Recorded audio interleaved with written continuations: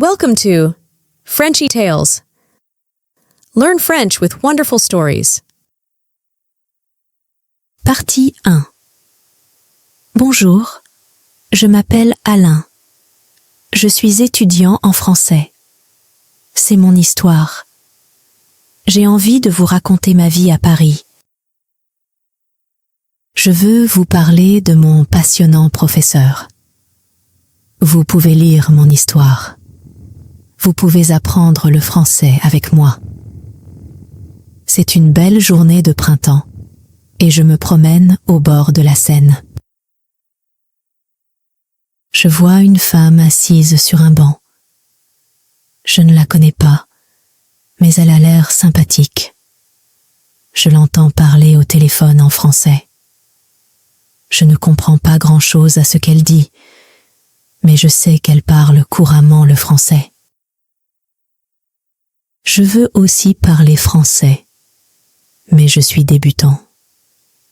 Je ne connais pas beaucoup de mots. Cependant, c'est l'occasion pour moi de parler français.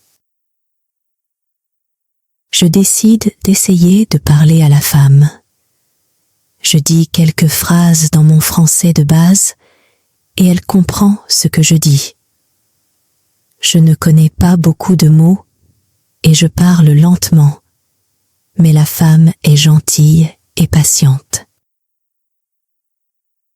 Je suis capable d'avoir une conversation simple avec elle.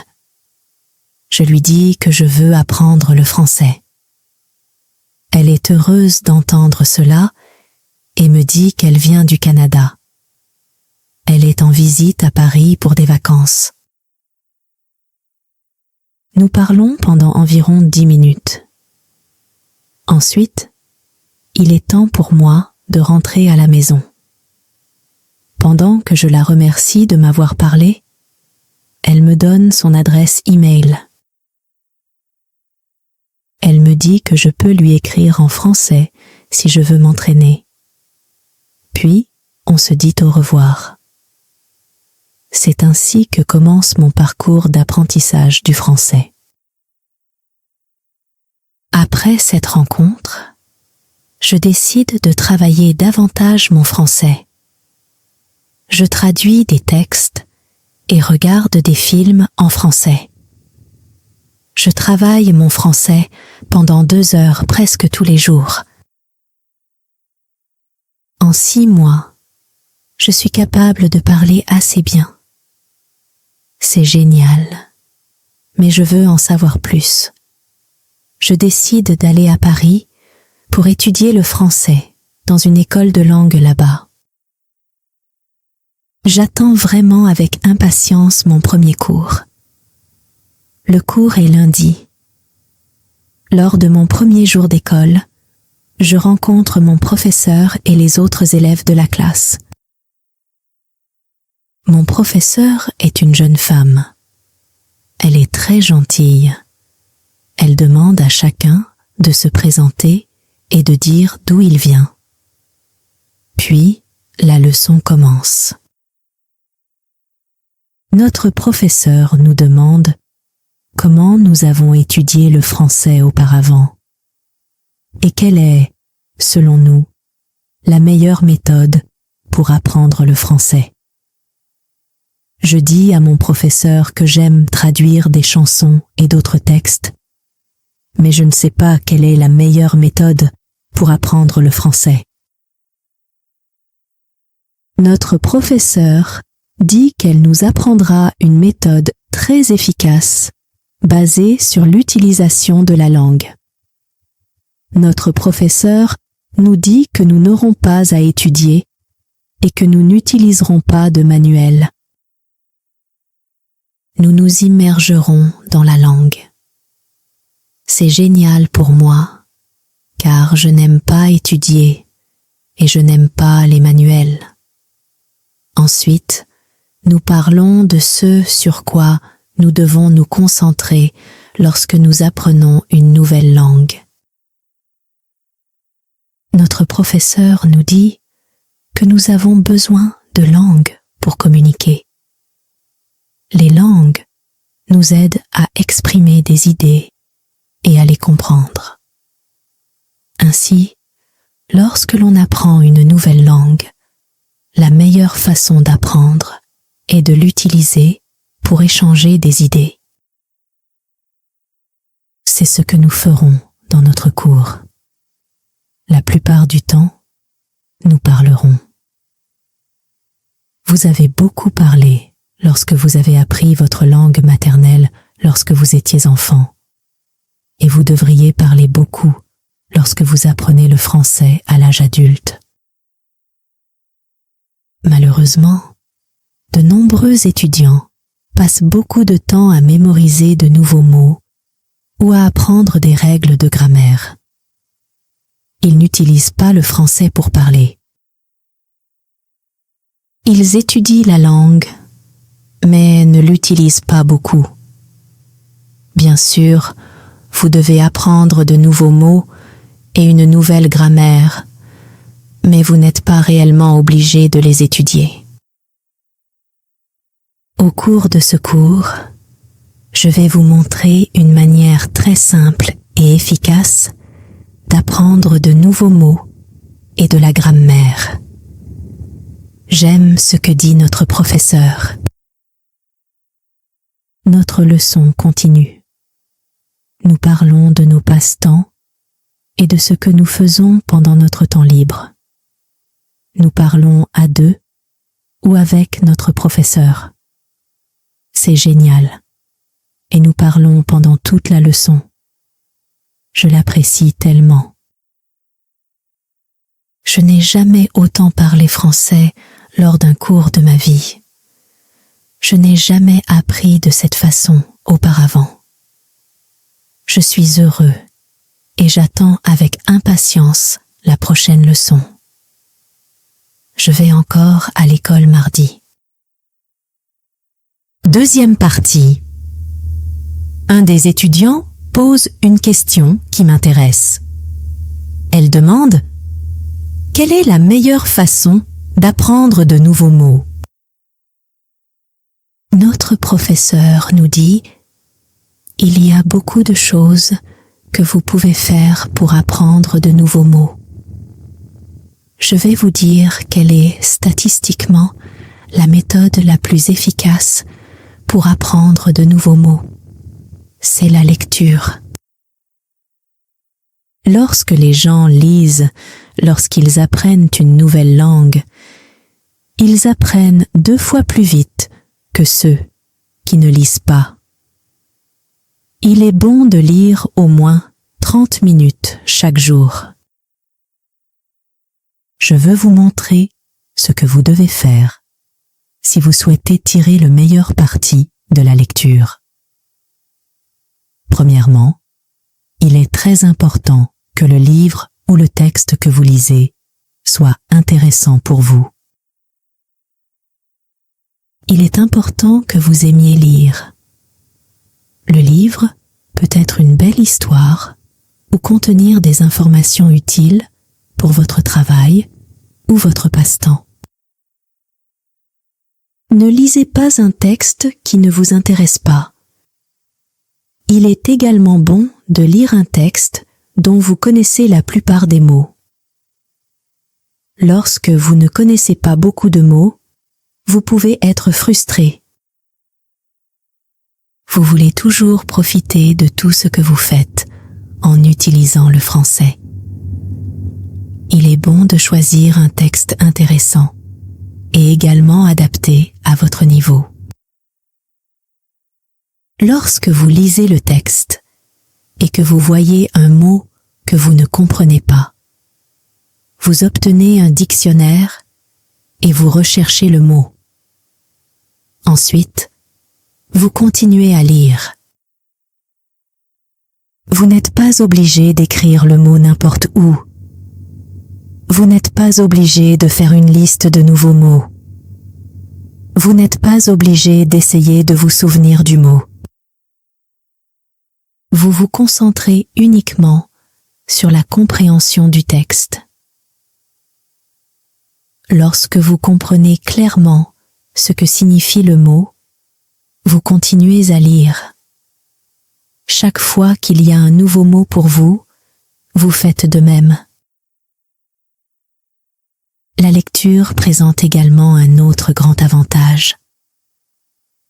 Lorsque vous lisez, vous apprenez de nouveaux mots et vous apprenez également comment chaque mot est connecté aux autres mots de la phrase. Ensuite, vous pourrez voir comment lier correctement les mots. Cette façon d'apprendre de nouveaux mots est très efficace. Essayez-le et vous verrez à quelle vitesse vous pouvez apprendre de nouveaux mots. Ensuite, nous continuons la leçon. Nous parlons de la situation en France et des meilleurs emplois pour les étudiants. C'est bien pour moi, parce que je veux avoir un travail. Je veux faire quelque chose après mon cours. Je demande aux autres étudiants s'ils savent où je peux trouver un emploi. Ils me disent que je devrais aller dans une agence pour l'emploi. L'agence pour l'emploi propose de nombreux emplois aux étudiants.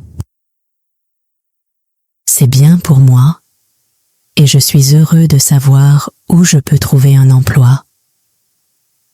Quand ma journée d'école est terminée, je vais à Pôle emploi.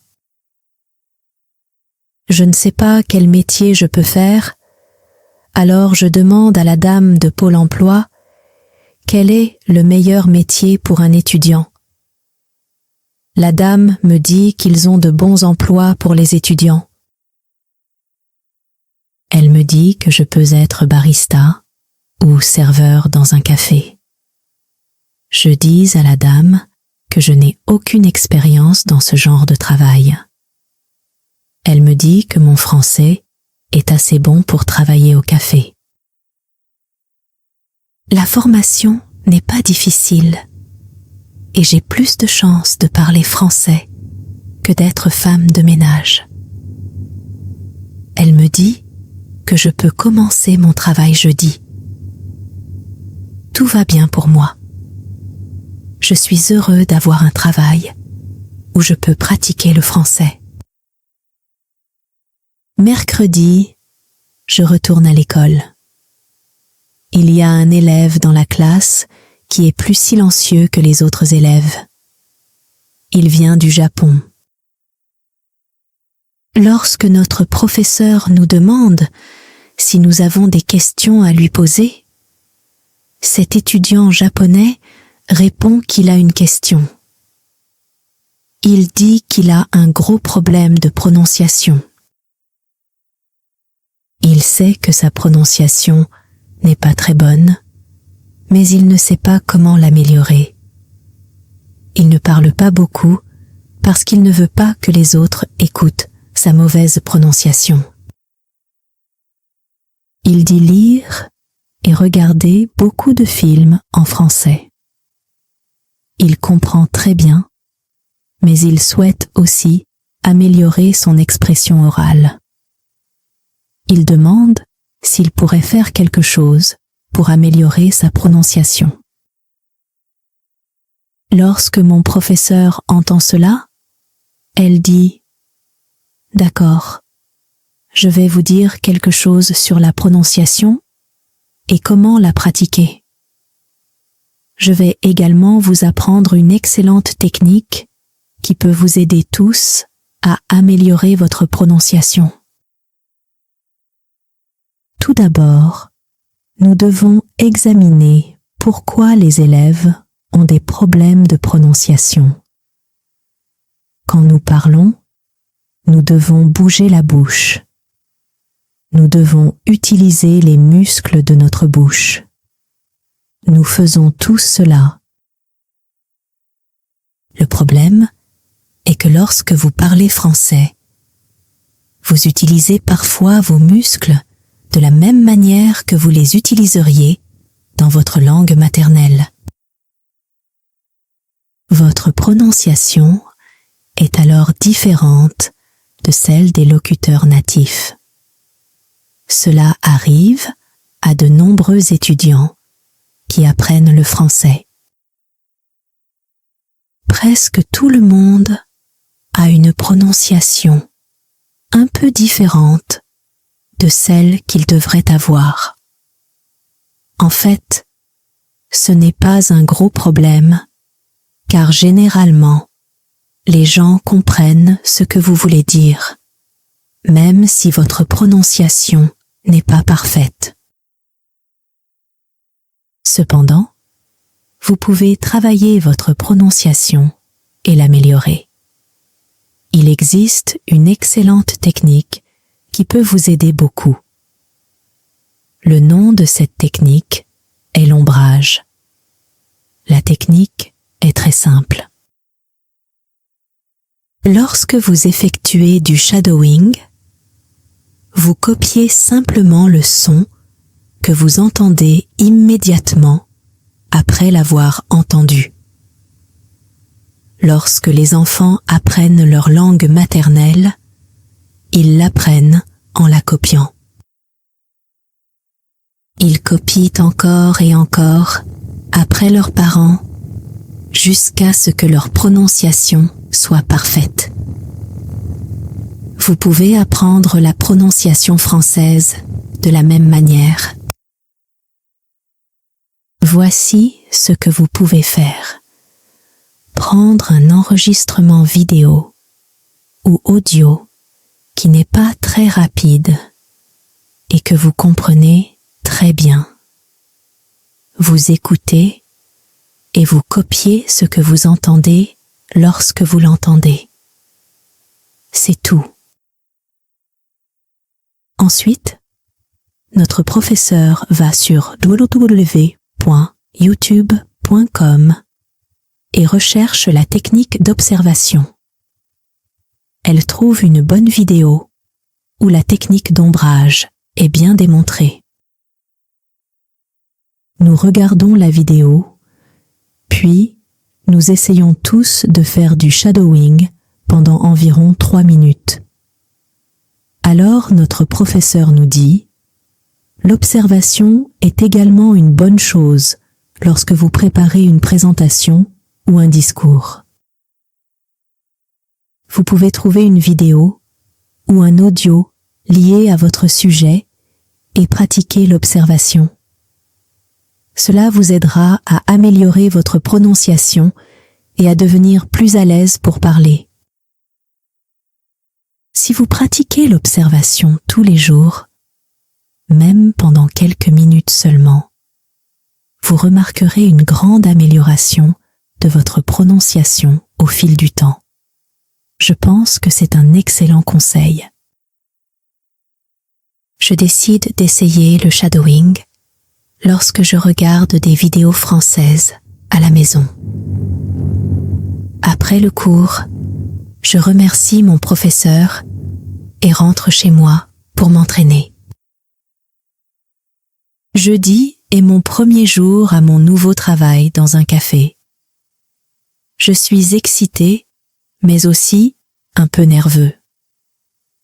Je rencontre mon patron, Monsieur Martin, qui est très gentil et m'explique tout. Je serai serveur, prenant les commandes et apportant de la nourriture et des boissons au QA-Lehner. Je pense que c'est une excellente occasion de pratiquer mon français. Au début, c'est un peu difficile de comprendre tout ce que disent les QA-Lehners, surtout quand ils parlent vite. Mais je fais de mon mieux et leur demande de parler lentement si je ne comprends pas. La plupart des QA-Lehners sont très patients et heureux de m'aider.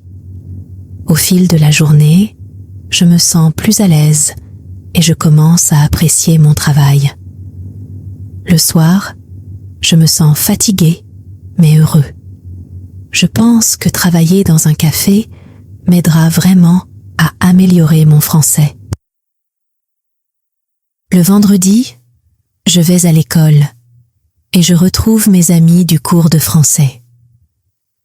Nous avons une leçon amusante où nous parlons de nos films et livres préférés.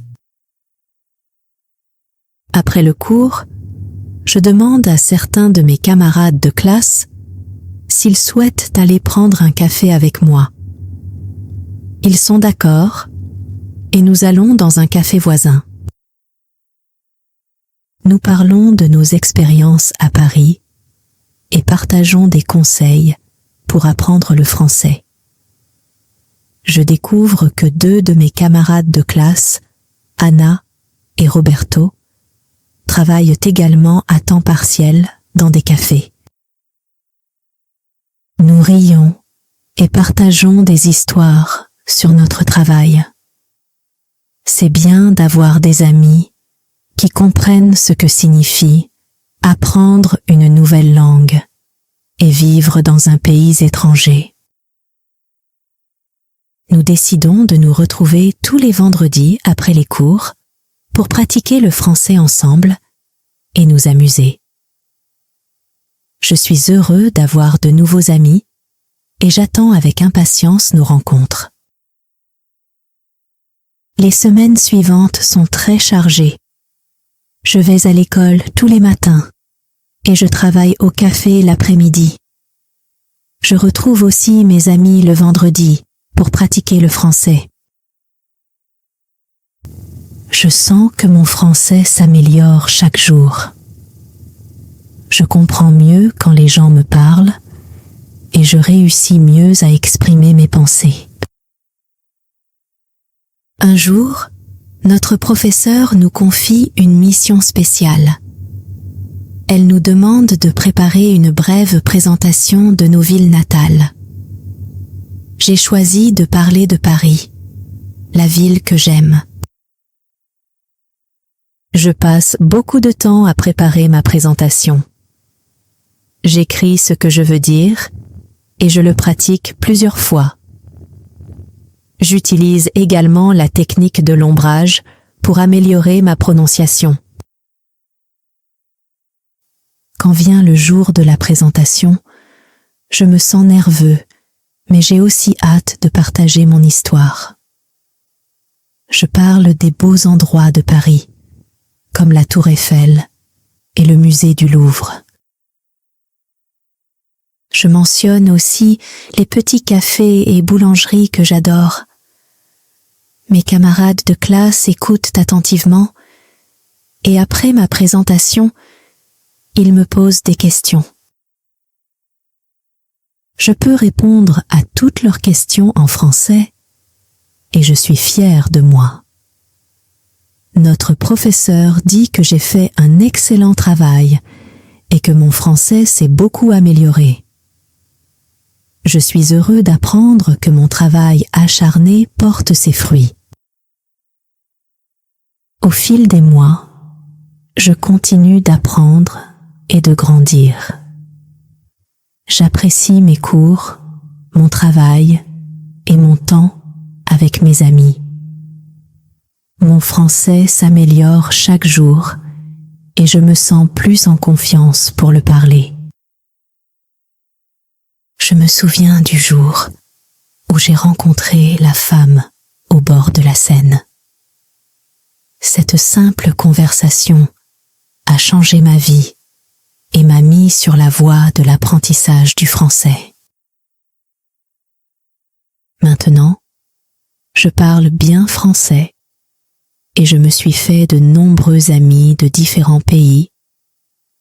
Je suis reconnaissant pour toutes les opportunités que j'ai eues et pour les personnes qui m'ont aidé tout au long de mon parcours.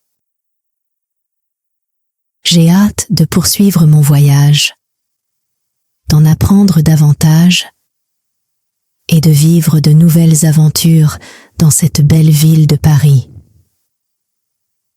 Apprendre le français m'a ouvert de nombreuses portes et j'ai hâte de voir où cela me mènera ensuite. Un jour, en naviguant sur Internet, je tombe sur un groupe d'échange linguistique local. Le groupe se réunit tous les vendredis soirs dans un café voisin pour pratiquer différentes langues. Je pense que cela pourrait être une excellente opportunité de pratiquer mon français avec des locuteurs natifs et d'autres apprenants. Je décide de participer à la prochaine réunion. Quand j'arrive, le café est rempli de gens qui discutent dans différentes langues. Je me présente au chef du groupe, un homme sympathique nommé David. Il m'accueille et m'explique le fonctionnement du groupe. Nous nous associons à différents partenaires tout au long de la soirée pour nous entraîner à parler. Mon premier partenaire est une femme nommée Lisa. Elle est de langue maternelle française du Canada et apprend l'anglais. Nous acceptons de parler français pendant la moitié de notre conversation, puis de passer à l'anglais. Au début, je suis nerveuse, mais Lisa est patiente et encourageante. Nous parlons de nos passe-temps, de nos endroits préférés à Paris et des raisons pour lesquelles nous apprenons de nouvelles langues. Au fur et à mesure que la soirée avance, je rencontre de plus en plus de gens et je m'entraîne à parler avec eux. Chaque conversation renforce ma confiance. Je réalise que parler avec des locuteurs natifs m'aide à améliorer ma prononciation et à apprendre de nouvelles expressions. À la fin de la soirée, je me sens plus à l'aise et motivée pour continuer à assister à ces réunions. Le week-end, je continue à explorer Paris avec mes amis. Nous visitons Montmartre, un quartier historique connu pour son ambiance artistique. Nous gravissons les rues escarpées et profitons de la vue imprenable du haut de la colline. Nous visitons la basilique du Sacré-Cœur et nous émerveillons devant sa beauté. Montmartre regorge d'artistes qui peignent et vendent leurs œuvres. Et nous passons des heures à flâner dans les charmantes rues et à nous imprégner de l'atmosphère. Un autre week-end, nous faisons un tour au château de Versailles. Le palais est magnifique, avec ses salles opulentes et ses vastes jardins. Nous participons à une visite guidée en français qui nous permet de découvrir l'histoire et la signification du palais. En traversant la galerie des glaces et les magnifiques jardins, j'ai l'impression de remonter dans le temps. Nous explorons également le quartier latin, connu pour sa vie étudiante animée et ses sites historiques. Nous visitons le Panthéon, où sont enterrées de nombreuses personnalités françaises célèbres, et le magnifique jardin du Luxembourg. Le quartier latin regorge de librairies, de cafés et de rues animées. C'est un endroit parfait pour pratiquer mon français, tout en profitant de la riche culture de Paris.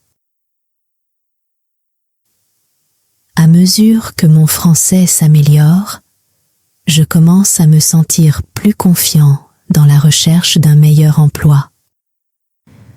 Travailler au café a été une expérience formidable, mais je veux trouver quelque chose qui me permettra d'utiliser davantage mes compétences en français. Je mets à jour mon CV et commence à postuler à des emplois où je peux utiliser le français. Après quelques semaines de recherche, j'obtiens un entretien dans une petite entreprise internationale. Ils recherchent un représentant du service Q-Salener, qui parle français et anglais. Je prépare l'entretien en pratiquant des questions d'entretien courantes avec mes amis du cours de français. Quand arrive le jour de l'entretien, je suis nerveux mais prêt. Je rencontre la responsable du recrutement, une femme nommée Céline. Partie 3. Elle mène l'entrevue en anglais et en français, et je suis en mesure de répondre à ses questions en toute confiance. Quelques jours plus tard, je reçois un appel de Céline. Elle me propose le poste. Je suis ravie et j'accepte l'offre immédiatement. Ce nouvel emploi est un grand pas en avant pour moi et je suis ravie de commencer. Lors de mon premier jour au nouvel emploi, je suis à la fois excitée et nerveux. Le bureau est situé dans un immeuble moderne du quartier des Affaires de Paris. À mon arrivée, Céline me salue et me présente mes nouveaux collègues. Tout le monde est sympathique et accueillant. Céline me fait visiter le bureau et m'explique mes responsabilités. Mon travail consiste à répondre aux demandes de renseignements de Q-Salener, à aider avec les commandes et à fournir une assistance en anglais et en français. Je travaillerai avec une petite équipe de collègues internationaux, ce qui signifie que j'aurai de nombreuses occasions de pratiquer mon français. Tout au long de la journée, je fais la connaissance de mes nouveaux collègues. Je rencontre John du Royaume-Uni, Maria d'Espagne et Ahmed d'Égypte. Nous parlons tous français ensemble et c'est formidable de faire partie d'une équipe aussi diversifiée. À la fin de la journée, je me sens plus à l'aise et plus confiant dans mon nouveau rôle. Dans le cadre de mes efforts pour améliorer mon français, je décide de rejoindre un club de lecture français. Je trouve un club local qui se réunit une fois par mois pour discuter d'un livre choisi par les membres. Le club est ouvert aux locuteurs natifs et aux apprenants de français. Lors de la première réunion, je rencontre les autres membres du club. Nous sommes une dizaine et tout le monde est très accueillant.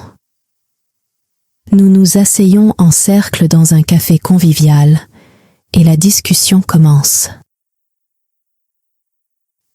Le livre de ce mois-ci est un roman de Victor Hugo. J'ai lu le livre en préparation de la réunion et pris des notes sur les parties que j'ai trouvées intéressantes. La discussion est animée et engageante. Chacun partage ses réflexions et ses interprétations du livre. Je suis un peu timide au début, mais au fur et à mesure que la conversation avance, je commence à participer davantage. Les autres membres me soutiennent et m'encouragent à partager mes idées. C'est une merveilleuse façon de pratiquer le français et d'apprendre des autres. Paris est une ville riche en événements culturels et je profite de chaque occasion pour me plonger dans les activités francophones. J'attends des représentations de théâtre en français, des projections de films et des conférences. Ces événements sont non seulement divertissants, mais aussi parfait pour améliorer mes capacités d'écoute. Un soir, j'assiste à une conférence à la Bibliothèque américaine de Paris. La conférence est donnée par une auteure qui écrit en français et il est fascinant d'entendre parler de ses expériences et de ses idées. Après la conférence, il y a une séance de questions-réponses et je trouve le courage de poser une question. C'est formidable de participer à la conversation et de pratiquer mon français dans un contexte réel. Tout en poursuivant mon parcours d'apprentissage du français, je me fais des amis du monde entier. Mon cours de français, le groupe d'échange linguistique et mon travail me font rencontrer des personnes de différents pays et cultures. Nous partageons nos expériences, apprenons les uns des autres et nous nous soutenons mutuellement. L'une de mes amies les plus proches est Anna, de Pologne.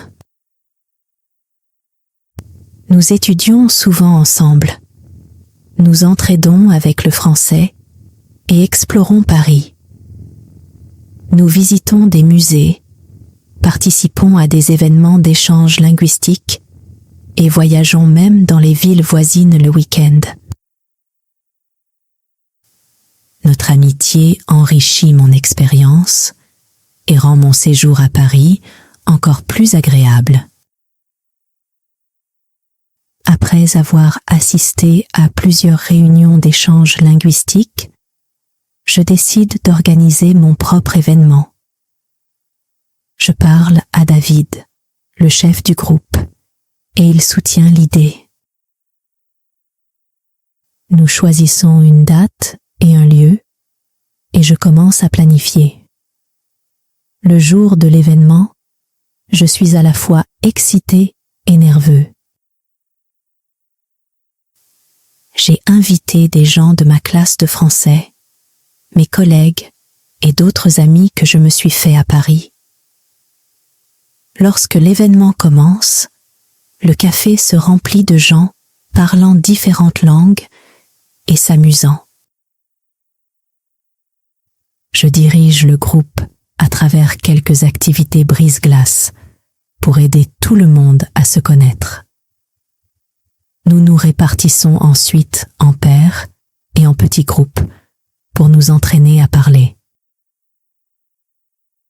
La soirée est un énorme succès. Tout le monde apprécie l'événement et je suis fière de moi pour l'avoir organisé. Mon parcours d'apprentissage du français se poursuit et je suis toujours à la recherche de nouvelles façons de m'améliorer. Je prends un cours de français avancé, je participe à des ateliers et je m'entraîne à parler tous les jours. Je me fixe de nouveaux objectifs, comme faire une présentation en français et écrire une nouvelle. Un jour, notre professeur nous confie un devoir d'écriture créative. Nous devons écrire une nouvelle en français. Je décide d'écrire sur mes expériences à Paris et mon parcours d'apprentissage du français. Écrire l'histoire est un défi, mais gratifiant. Cela m'aide à réfléchir à mes progrès et à voir à quel point j'ai grandi. Dans le cadre de mon nouvel emploi, on me demande de faire une présentation en français sur nos stratégies de service Q-Salener. C'est un grand défi pour moi, mais je le vois comme une excellente opportunité de pratiquer mon français et d'améliorer mes compétences orales en public. Je prépare minutieusement la présentation. J'écris mon discours, je crée des diapositives et je m'entraîne devant un miroir. Je demande également à mes amis du cours de français d'écouter ma présentation et de me faire part de leurs commentaires. Lorsque le jour de la présentation arrive, je me sens nerveux, mais préparé. Je me tiens devant mes collègues et commence à parler. Au fur et à mesure que je parcours mes diapositives, je me concentre sur le fait de parler clairement et avec assurance. À mon grand soulagement, la présentation se passe bien. Mes collègues applaudissent et Céline me dit que j'ai fait un excellent travail. En repensant à mon parcours d'apprentissage du français à Paris, je ressens un sentiment d'accomplissement et de fierté. J'ai travaillé dur, relevé des défis et fait des progrès significatifs. J'ai rencontré des gens merveilleux, noué des amitiés durables et créé des souvenirs inoubliables. Apprendre le français m'a ouvert de nombreuses portes. Cela a amélioré mes perspectives d'emploi, enrichi mes expériences culturelles et m'a permis de communiquer avec des personnes d'horizons différents. Mon parcours est loin d'être terminé et je suis ravie de continuer à m'améliorer et à explorer de nouvelles opportunités. Fort de ma confiance et de mes compétences retrouvées, je décide de me fixer de nouveaux objectifs. Je souhaite parler couramment le français, voyager dans des pays francophones et peut-être même commencer à apprendre une autre langue. Je souhaite également continuer à découvrir Paris et profiter au maximum de mon séjour ici. Je crée un plan pour atteindre mes objectifs. Je continuerai à suivre des cours de français avancés, à participer à des événements d'échange linguistique et à m'entraîner à parler tous les jours. J'ai également l'intention de lire davantage de livres en français, de regarder des films en français et d'écouter des podcasts en français. L'un de mes plus grands objectifs est de visiter un pays francophone. Après avoir économisé un peu d'argent, je décide de faire un voyage en Suisse. J'ai l'intention de passer une semaine à Genève, d'explorer la ville et de pratiquer mon français. Quand j'arrive à Genève, je suis émerveillée par la beauté des paysages et l'atmosphère vibrante. Je visite des monuments célèbres.